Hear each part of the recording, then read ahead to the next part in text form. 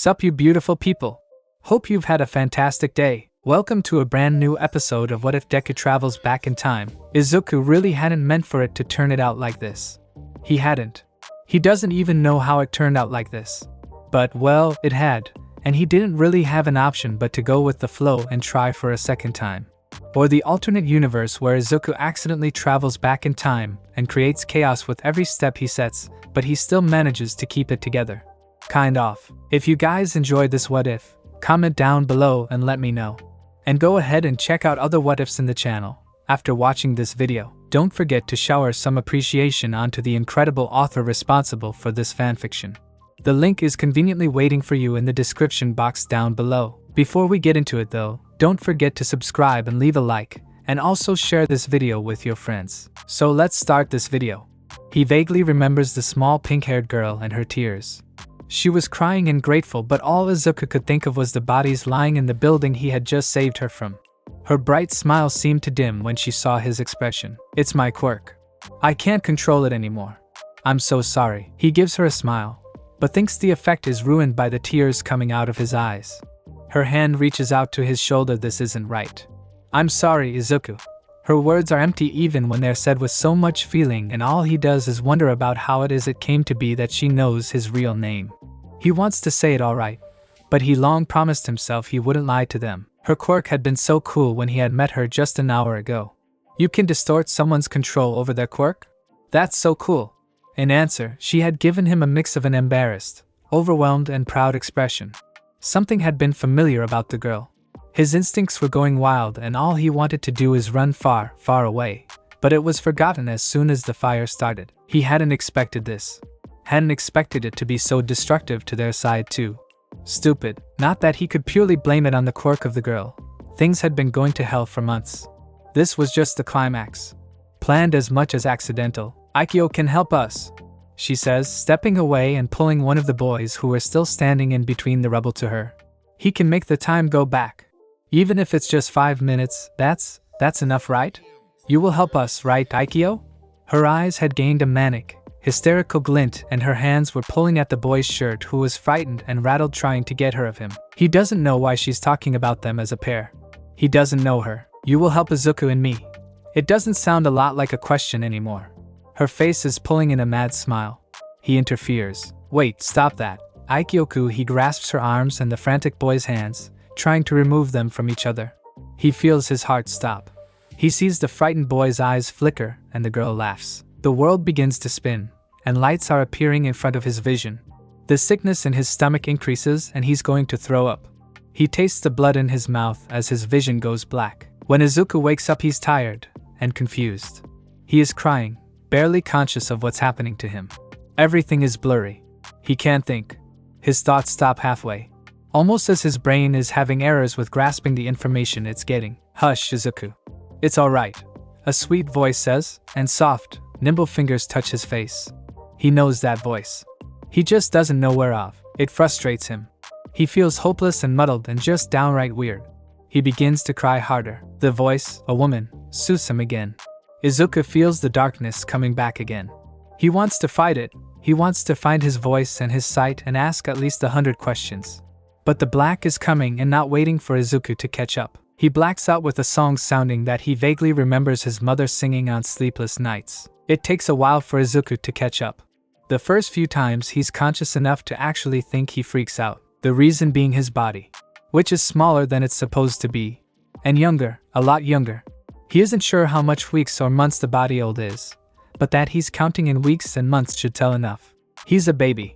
A baby who's embarrassingly incapable of doing anything, which had become very apparent as a consequence of several events, some of them involving feeding and cleaning time with his mom. It had all been very scarring. It's not just his body though, it's also his surroundings. The house which he remembers from his childhood, and his mother who looks so much younger and healthier. He doesn't remember the events that got him here clearly and he can't quite piece the puzzle pieces together. There is an insufficient amount of them, and they can't seem to fit. He remembers the boy. The quirk of the boy which had been turning back time, but only 5 minutes, had probably been distorted by the girl's quirk. The girl whose quirk was distorting other quirks. He feels he's forgetting something. Something important about that quirk, or something important about the girl. He doesn't know or remember the details. And he doesn't understand. The boy could only go back 5 minutes. This is not 5 minutes. He doesn't know what it means. He worries about paradoxes and meddling with time. But at the same time, he's tired and his mom is here. He wonders if it matters. He's pretty sure he has already experienced one of the worst possible outcomes there could have been. So should he worry about the butterfly effect? He can't actually ignore it though. He doesn't want to go back, but he can't stay here. His friend, the ones that are left, his mind reminds him, are still back there, and they need help. Or maybe they aren't back there at all, and his whole timeline has been unmade. He just doesn't know. Izuku, where have you gone now? His mother calls. His clumsy baby hands begin to wave, and bubbly baby sounds come forth out of his mouth as he tries to convey his location next to the couch. He asks himself if he really cares. As Izuku begins to grow, he realizes that he has to be social again with other people than his mother. This new life goes on too, and he's growing, but it's going so fast, and Izuku feels like he can't keep up at all. First it's in the dojo where he took up martial arts. He wouldn't be so vulnerable ever again. Then in school.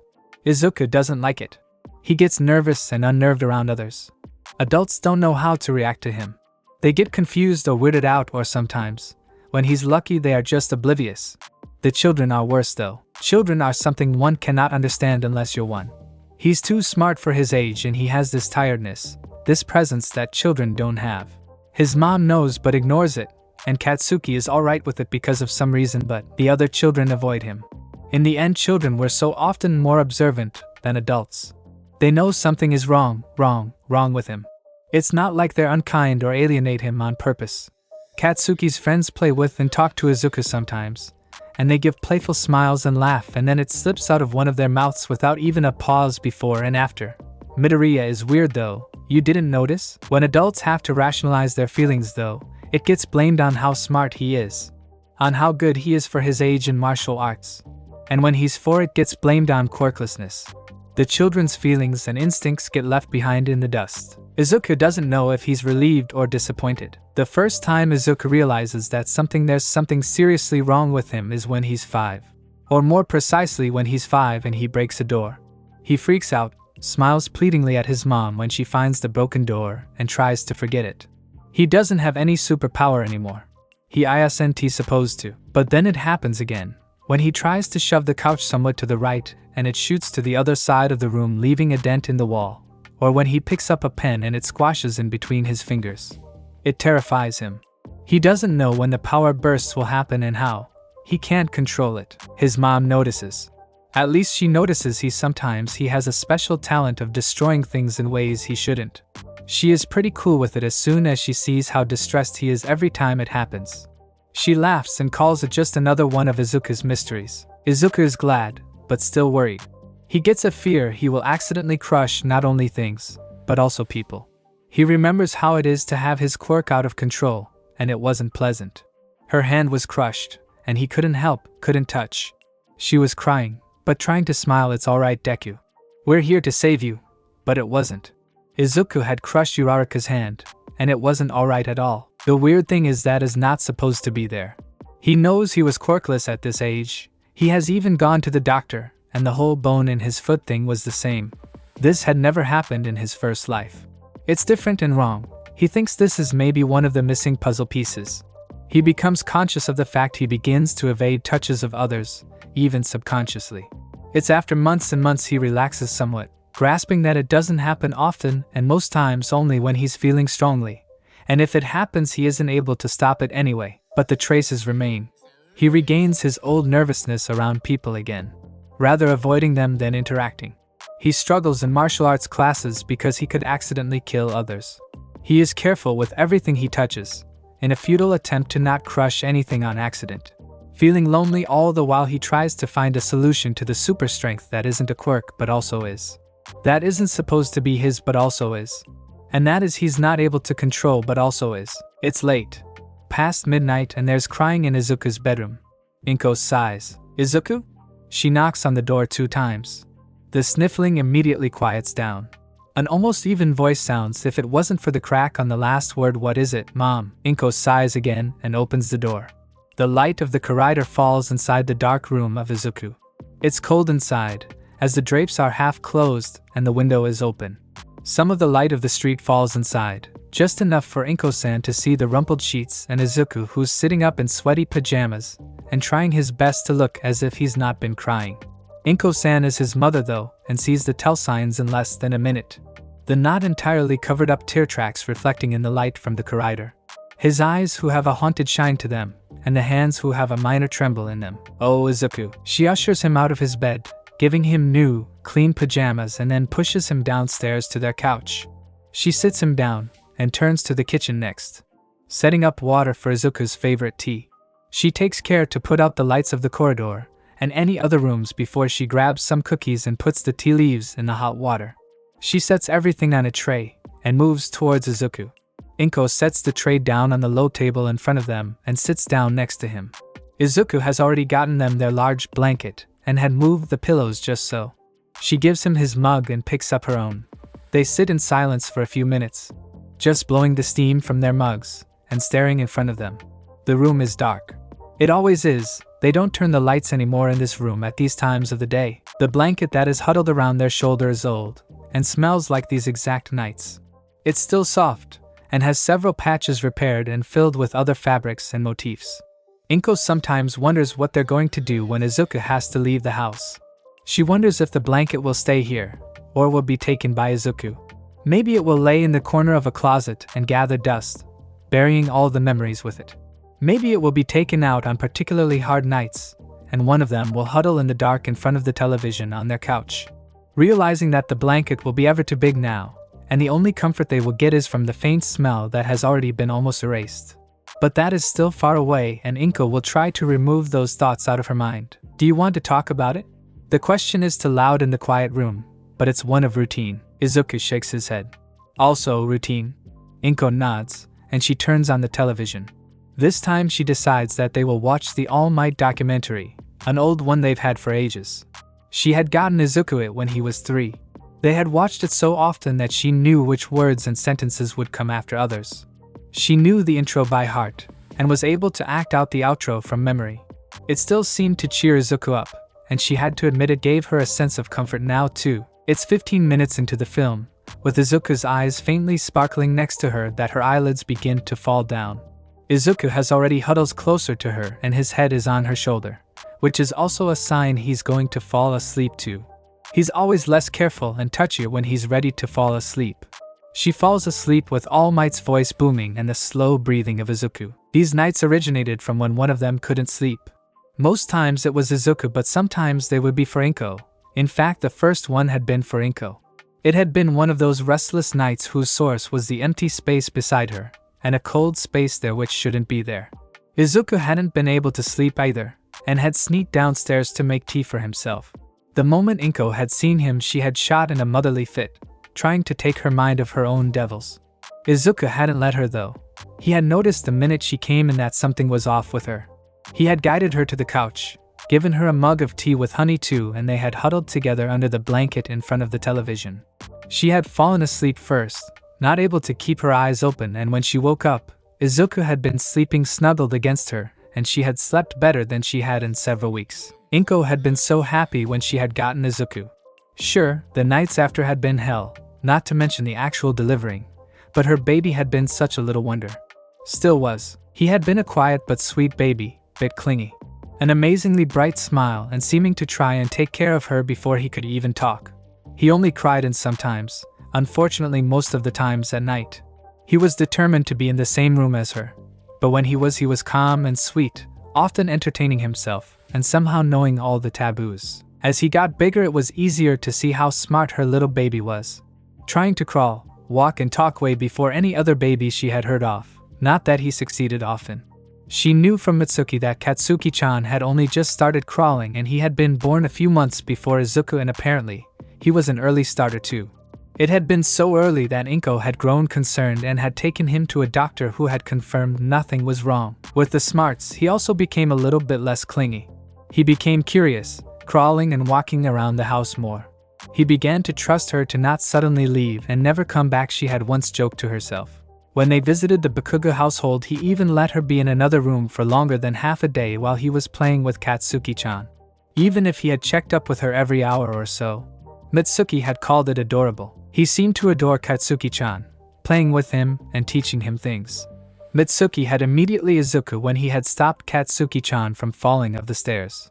And Katsuki-chan liked him back from what Inko had been able to see on the playdates afterwards, always happily crowing the minute they were back together. But while Izuku was comfortable with Katsuki-chan, he was less so in the company of other babies. He tried to play with them or help them too, but it was more forced and nervous. It made Inko concerned, but Izuku seemed content with just Katsuki, who he had started to call Kacchan, his second word after Mom Mitsuki, Masaru-san and her. When Izuku had become 3, it had become evident that the crying in the night didn't originate from clinginess but nightmares. He would cling to her and blubber in unclear words with lisps and forgotten vowels and consonants. The words were never pleasant, describing horrifying and violent scenes. Things that a child like Izuku shouldn't know of, let alone dream of. She had, again, gone to the doctor when the bags under his eyes had gotten too bad. She realized Izuku tried to stay silent in the night to let her sleep, and she didn't even know the extent of it anymore. The doctor had said it's nothing to worry about, miss. Children that age often suffer nightmares. Of course, if it really worries you that much, I can prescribe you some sleeping pills, but I would advise against it. And Izuku had blubbered, I'm so sorry. There's so much blood and the heroes are not coming. And I'm going to save you. I promise. Inko had been smart enough to comprehend this wasn't temporary. That this wasn't normal, and some sleeping pills weren't going to help. Except she didn't know what to do. When Izuku had stopped crying, he had said with a washed-out version of his normal smile, looking older than ever, sorry mom, for waking you up again. Early on, Izuku's will to become a hero became clear. He adored heroes, watching videos of them and surprising Inko with little fact and the way he would analyze their quirks and fights. He had managed to convince her again and again to buy some kind of merchandise, and she couldn't really believe the amount of All Might stuff they had. It was when he was 3, almost 4, he first asked to be put on a martial arts class because heroes are so cool. And they have to know how to fight bad guys even without a quirk. Inko had been concerned. She didn't want her son, her 3-year-old son, in such a violent environment, especially with his nightmares, but Izuku had begged and begged, never giving up, and finally she had agreed. Izuku had bloomed on the martial arts school she had put him on. He had chosen for a mix of jujitsu and aikido, which was, as she was told by Izuku, better for smaller and weaker people, and had taken to it like a fish in the water. Sometimes getting moves in the first time, and using them like he had for years. He was unparalleled by other kids, even with his motor control still not being perfect, his limbs being short and awkward and his muscles still growing, and easily moved up classes. But there too was Izuku, awkward and closed off to the others. The teacher was the person he took the most to, but Inko wasn't sure if that was because of all the knowledge the teacher possessed or if Izuku felt truly more comfortable with the woman. These state of affairs continued when Izuku began to go to school. He was able to get on well enough with most of the children and adults, but was still standoffish and nervous with everyone who wasn't Katsuki-chan. He was too smart. He still didn't have a quirk, and Izuku was very capable of flooring any kid who he didn't like with his martial arts. Not that he actually did this, but words had gotten around from the dojo where he trained. She knew there were reasons why Izuku himself and even why other kids didn't feel comfortable to become more casual and closer. She knew Izuku was happy like this. It didn't mean she wasn't concerned, especially when it became apparent he was quirkless. Izuku himself was sad, but accepting. Even saying that it didn't matter, he was still going to become a hero. His relation between him and kids in his class, however, became even worse, and she had heard some boys teasing him, albeit Izuku had said she didn't have to worry. The worst, however, was Katsuki-chan. While Katsuki-chan hadn't shut Izuku out or something, he had been confused. Katsuki-chan had always been very proud of his quirk, and Inko wasn't sure why exactly, but it had hurt Katsuki-chan when he heard Izuku didn't have a quirk. Inko, Mitsuki and Masaru-san had tried to make Katsuki open up about it, and tried to push them back together, but the fact was that even their relation took a hit. That had hurt Izuku more. He still saw Katsuki-chan occasionally, but less, and Katsuki-chan, who became more heated and intense as he became older, was less friendly to Izuku, and Izuku was more nervous around Katsuki-chan, seemingly afraid that anything could set him off. He became a little more down, little more nervous. He began to show a hesitation for touching others. Inko saw his smile less, and Izuku seemed to throw himself more in things. He read more books, things she understood no one of his age should be able, or would read, but Izuku had plead for them, and took up other martial arts. He asked her in lessons in cooking and tried everything that he could, even taking up gardening for a while when their other neighbor had become sick. Nevertheless, Inko could see Izuku had become sadder. He talked less with others, only really with her, and while she loved that her son was still this close to her, no kid should depend solely on their mother for their social actions. So, when one evening her kid didn't come home on time, and she had hazardly searched the park, she knew he would still sometimes play in with Katsuki-chan after school.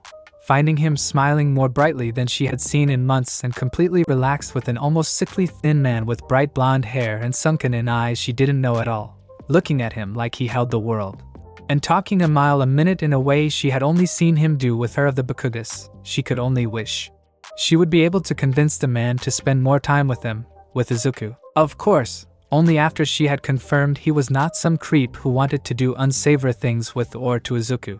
Not that she really had to. Izuku had excellent instincts after all. She still wants him to interact with children his own age though, no matter what Izuku says. The first time Yagi meets Midoriya and he's walking through the park after he went grocery shopping. It's a lovely day and the sun is shining. It's warm outside and he's surprised he doesn't see more people out in the park.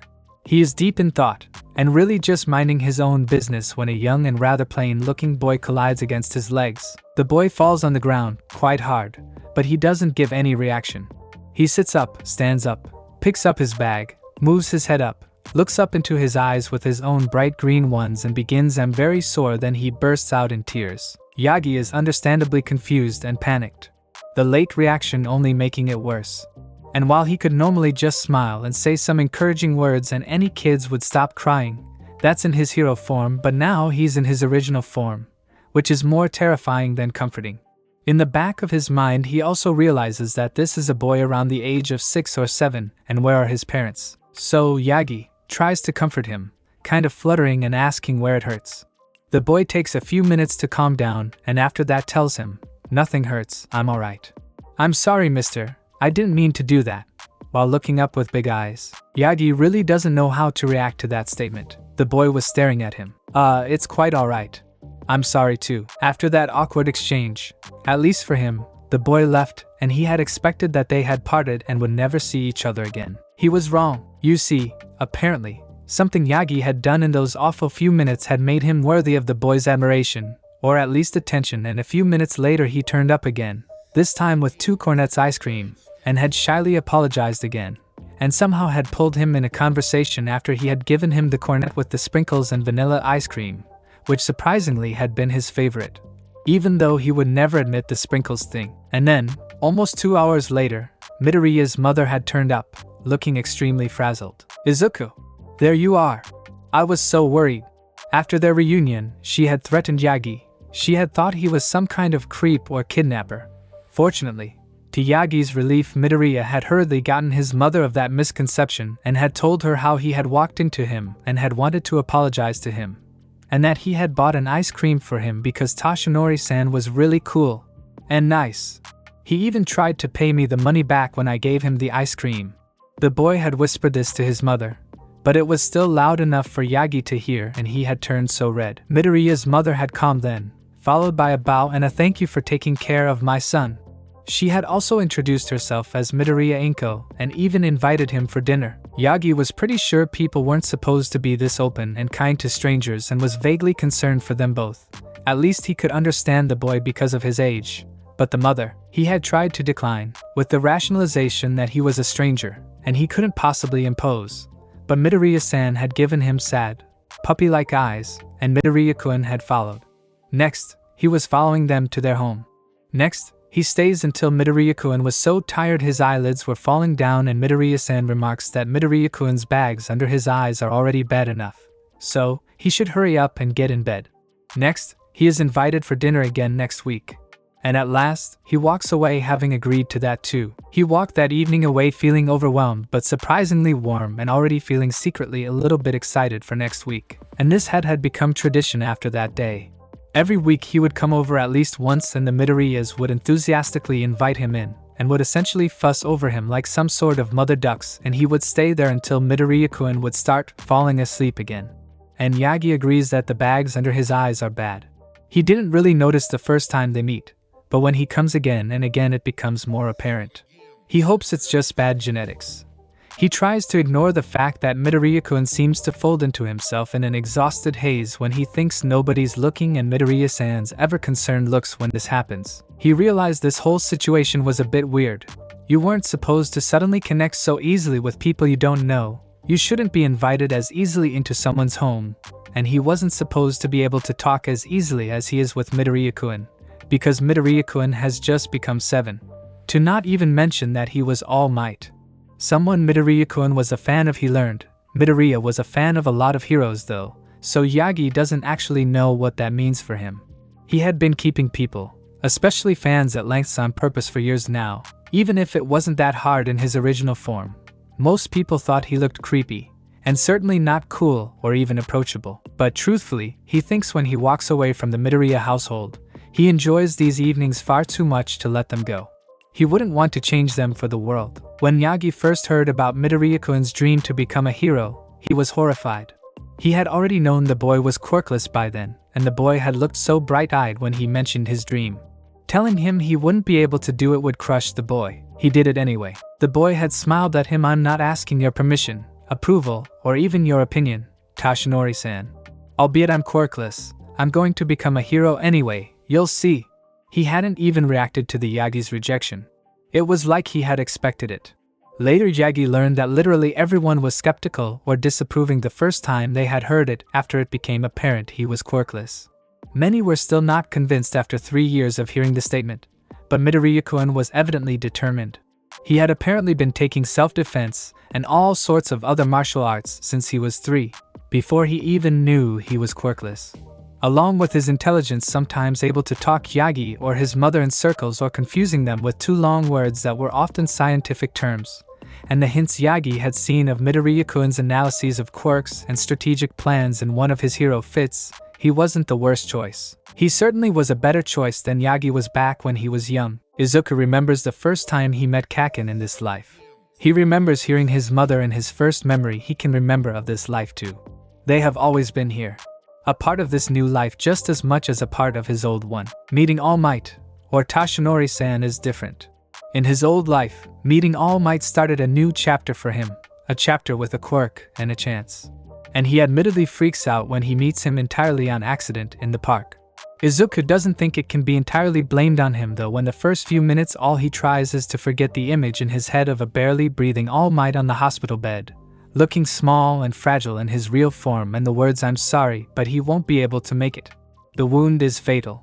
There's no way we can help him anymore," echoing. Which is still infinitely better than his actual goodbye, after which will haunt him for entirety. A choked and pained "I'm sorry that I let you down, Izuku-kun." Tears that won't stop falling, and a reassurance they both know to be a lie. But still hurts so much, and Izuku can't focus. He freaks out the next day again because All Might has acted like some sort of trigger of acknowledgement for him. Tashinori-san now, he remembers himself. He's really going to do this. He's going to try and become a hero again. Possibly a quirkless hero, because he doesn't know how their meeting and invite for another will affect the timeline. But maybe the timeline has already changed so much it doesn't matter anyway. Or maybe this is a crucial point to the timeline, and it will mean everyone is going to die. His mom remarks he's muttering about weird things again. "And I don't know what you're talking about, but you're always so pessimistic. There's no way everyone in the city is going to die because we met Tashinori-san." Izuku thinks his worries are very justified and sticks out his tongue to his mother. He freaks out again a few minutes later when he realizes that Tashinori-san hasn't fought Sensei yet, and all the things that could imply. And he could change because Tashinori-san doesn't have his injury yet, so he doesn't have a limit on his quirk yet. So if Izuku prevents the injury in some way he hasn't yet discovered, Tashinori-san would be possibly healthy and easily able to fight for years. But then there was a large possibility Tashinori-san wouldn't want to pass his quirk to him anymore. After all, Tashinori-san had been pressed for time the last time he had met him. And if he had more time, Izuku was certain he would choose someone else, someone better. Izuku had never been that impressive after all. Izuku knew himself though, and he wouldn't let Tashinori-san get injured if he could prevent it, even if it would make his life a lot harder. So, he was going to help Tashinori-san, but how? Maybe he could. His mom sighs and slaps him on the back of his head. Izuku looked in disbelief to the phenomenon in front of him. It was Kacchan. A small baby Kacchan. He was chubby with a sprout of blonde hair on his head and an adorable baby blue onesie with baby chicks on it. He was looking back at Izuku with equally big eyes. Izuku heard giggling behind him from his mom and the Bakuga couple. He moved to turn back to them. Baby Kacchan didn't seem to like his lapse in attention though, loudly demanding it back with several cawing noises and an attempt to move to him, which failed. Izuku looked with wide eyes as baby Kacchan toppled over from his sitting position with an absolutely terror-filled expression on the soft pink pillows next to him. Izuku looked at him hesitantly, this time actually turning a little bit around and looking at his mother for help. His mother, not getting the message at all, just waved her arm at him and gestured back to Kacchan. The adults were still giggling. They didn't have any mercy at all. Izuku turned back to Kacchan. He looked at him a little closer. Kacchan looked miserable and ready to throw a tantrum in his awkward position. He was floundering around with limbs that were obviously not listening, and Izuku felt a surge of empathy. It was a struggle he had been experiencing for weeks now. He slowly moved on to his knees and arms, concentrating very hard on not falling over, and moved a little uncertainly to Kacchan, trying to discern if Kacchan would in fact throw the tantrum if he came closer. In reaction, however, Kacchan moved his arms awkwardly to him in a gesture Izuku recognized as one to indicate he wanted to be carried. Again, Izuku turned back to the adults in hope they would help him with dealing with the baby. They were red-faced, and were evidently trying to hold their breath to not burst into laughter. Masaru-san was holding a camera and pointing it at his face. He felt rejected. Izuku moved even closer to Kacchan, close enough to touch. He patted him on the head. The tears, which were still very close to falling, suddenly seemed to disappear, and Kacchan crowed and waved his arms excitingly around, almost hitting Izuku in the face. That was more familiar. Then Kacchan began to look at him pleadingly, his arms waving, becoming more urgent. Izuku grabbed one of his arms when it almost slapped it in the face again. Kacchan, again, made an excited sound. Izuku looked at him searchingly. He tugged the arm softly. Kacchan began to baby talk to him gravely. Izuku was so very lost. He made a babbling sound back. Kacchan squawked at him.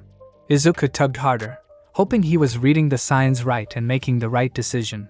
He managed with a great deal of strength and his own toppling to get Kacchan to sit up straight again. The small blonde baby looked very confused for a moment, looking around in wonder at the never-changed surroundings. Izuku made a sound of suffering in his new position. Again, he heard the adults giggle. Kacchan looked down at him with a downright befuddled and puzzled expression. Oh God, this baby stage is going to be hell. Then Kacchan laughed. A bright, sparkling baby laugh that made the room light up.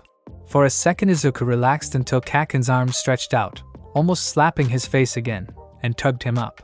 With only arm. With ease, Izuku looked at Kacchan in horror. Kacchan had already been absurdly strong when he was a baby. He was doomed. Being friends with this Kacchan was strange. Maybe better said, it was different. The easiest way to say it was that their standings to each other had changed. Kacchan was still an incredibly strong and smart friend, who was going to be an amazing hero, but he was also a kid. Things Izuku had learned years ago, he would sometimes struggle with, and Izuku would help him with it. Had been helping with since he was a baby. Kacchan was still stronger than him in terms of strength. He was taller and still with an explosive, proud personality, though it was a lot less explosive than when he was older. However, he wasn't as smart as Izuku. He didn't acquire the way of looking at certain things yet, and hadn't been in fights like Izuku had been. They'd play with each other, and become close. It surprises Izuku, because even though Kacchan is Kacchan, he's still young, a baby. But they become close, in a way that they talk with each other every day. In a way that Kacchan knows of his nightmares and is able to calm him down afterwards, even if he calls Izuku a crybaby when he does after he learns to talk. And in a way that Izuku feels comfortable to completely relax around him, even if Kacchan is screaming and throwing a tantrum. When they come to an age that they also begin to socialize with others, Kacchan still likes to play with him most of the time. Sometimes though, Izuku plays with him and some of Kacchan's other friends. They look up to Kacchan like he did to the other Kacchan, and it feels strange and wrong. One time after Kacchan finally got his quirk again, he sees Kacchan brag to them about his quirk and power. It makes him realize that Kacchan doesn't do it to him anymore. He doesn't boast about how cool his quirk is, or how he could already read some things. He is still a prideful kid, sure, and sometimes he gives a smug comment, but never a full boastful rant. Izuku wonders why. Kacchan is one of the first ones who gets told that Izuku is quirkless. He frowns at him and says that's not right. Izuku blinks at him. Izuku isn't weak. He frowns in indignation and confusion. That clears it up to Izuku.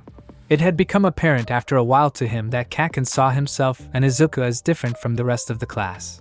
They were smarter and stronger. Kacchan was prideful and had easily ascended them to the top dogs, so to speak. Which means Izuku is his equal, and hadn't he that been the most worldview-changing realization? So if Izuku is quirkless, which basically means weak to Kacchan, Izuku is weak.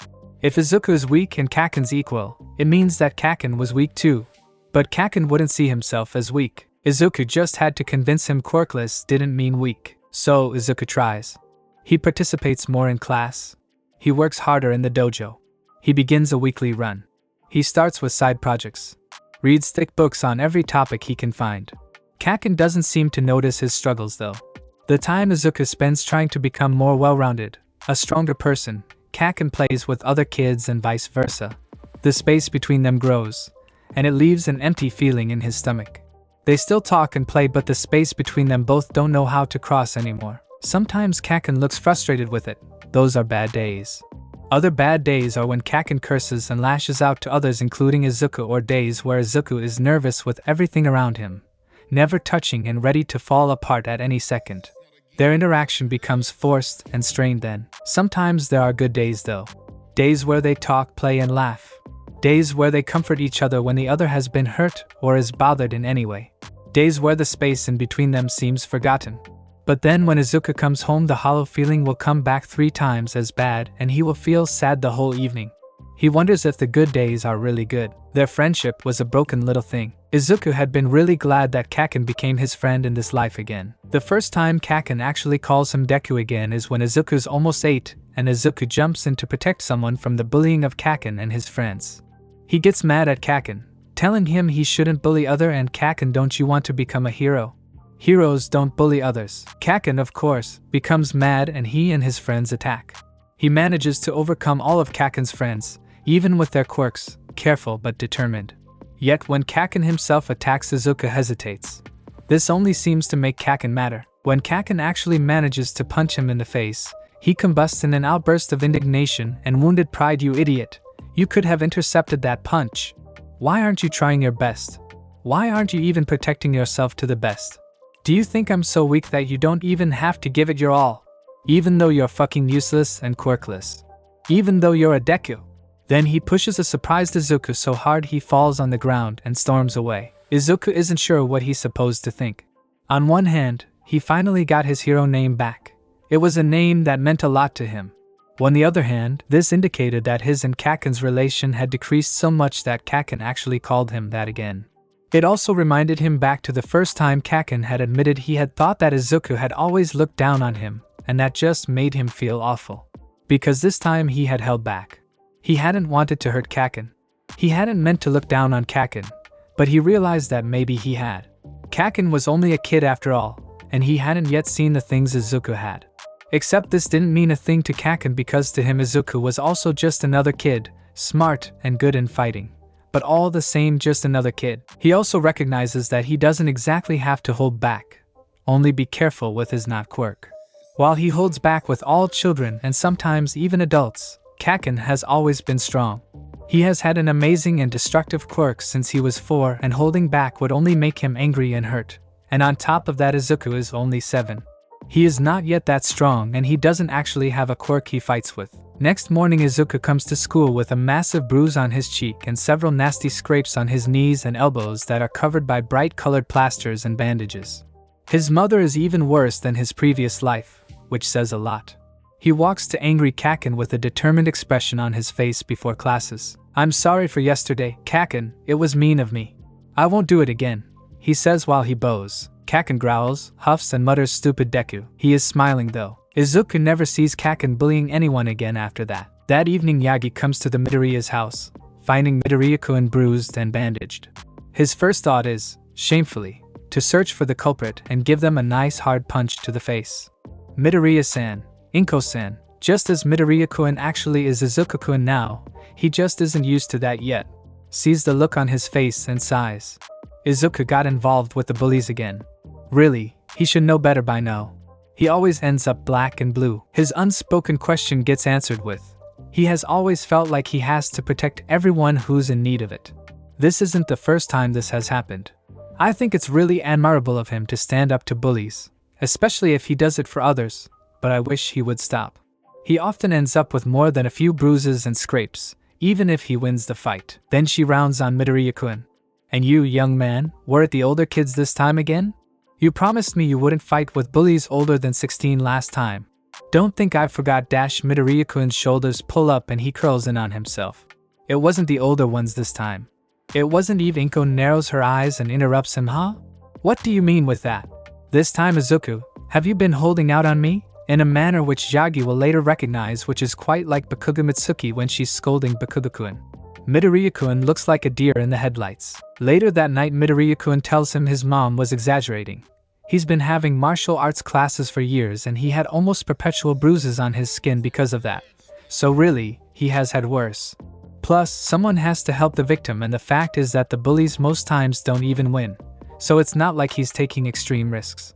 He sounds a little bit proud of that fact. It's the first glimpse for Yagi of what being a hero truly means to Midoriya-kun. He's slightly awe-stricken. Maybe he couldn't though.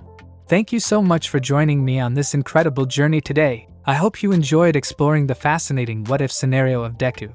The possibilities were truly mind-blowing. If you found this video entertaining and thought-provoking, don't forget to give it a thumbs up, share it with your friends, and subscribe to the channel. Your support means the world to me and inspires me to bring you more captivating content in the future. Stay tuned for more exciting what-if stories and other amazing videos coming your way. Until next time, take care, stay curious, and keep embracing the power of imagination.